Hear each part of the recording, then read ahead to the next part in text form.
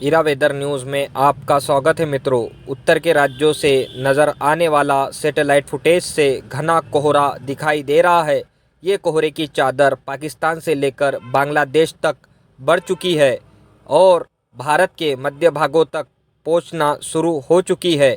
ये कोहरे के चलते कई राज्यों में जनजीवन अस्त व्यस्त नज़र आ रहा है। कोहरे की घना होना और चादर का बढ़ना ये आगे और 2-4 दिन तक रहने की संभावना दिखाई दे रही है। जैसे कि पंजाब, हरियाणा, यूपी, बिहार, राजस्थान, मध्य प्रदेश, झारखंड, पश्चिम बंगाल, कई जिलों में घने कोहरे की चादर दिखाई दे रही है। कोहरे के चलते गाड़ी एहतियातन कम स्पीड में चलाए, सावधानी बरते।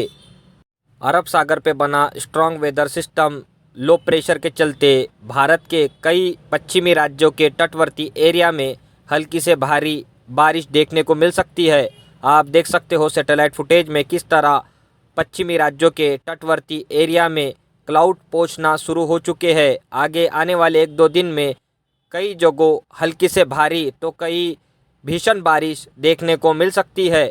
ये वेदर सिस्टम के चलते जैसे कि केरला, कर्नाटक, गोवा, महाराष्ट्र, हो सके तो गुजरात के भी तटवर्ती एरिया में आने वाले 2-4 दिन में ये वेदर सिस्टम के चलते बारिश देखने को मिल सकती है। उत्तर के राज्यों से जा रहा वेदर सिस्टम WD ये काफ़ी कमज़ोर दिखाई दे रहा है। फिर भी कई उत्तर के राज्यों के पर्वतीय एरिया में हल्की से भारी बर्फबारी देखने को मिल सकती है।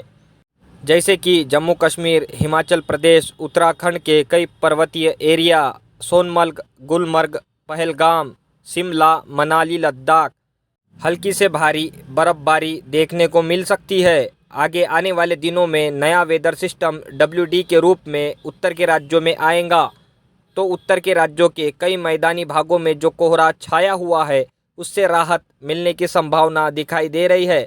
आगे आने वाले 2-4 दिन में फ़िलहाल ये कोहरा बढ़ता हुआ नज़र आ रहा है।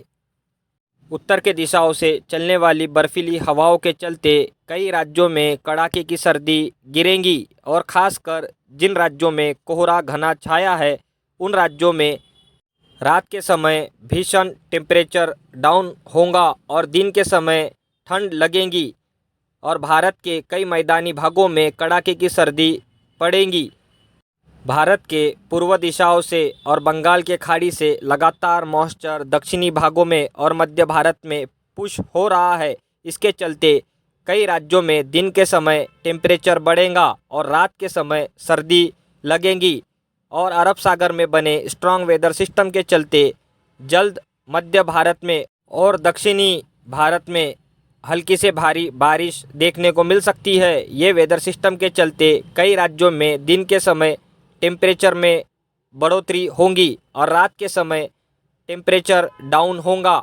आप देख सकते हो सैटेलाइट फुटेज लाइटनिंग में अरब सागर हो या बंगाल की खाड़ी हर जगह एक्टिविटी बढ़ती हुई नज़र आ रही है। आगामी आने वाले दिनों में बंगाल के खाड़ी में भी एक नया वेदर सिस्टम जो चक्रवाती हवाओं के रूप में मौजूद है वो आगे लो प्रेशर से डिप्रेशन बनने की संभावना दिखाई दे रही है। फ़िलहाल इसका ट्रैक कई मॉडल अलग अलग बता रहे हैं। कुछ मॉडल बता रहे हैं कि ये पश्चिमी दिशाओं में जाएगा तो कुछ मॉडल बता रहे हैं कि ये पूर्व की दिशा में जाएगा। इसकी जानकारी हम आपको देते रहेंगे। अरब सागर में बना स्ट्रॉन्ग वेदर सिस्टम जल्द स्ट्रॉन्ग वेदर सिस्टम डिप्रेशन बन सकता है।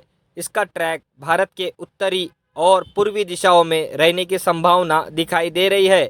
आगे हम आपको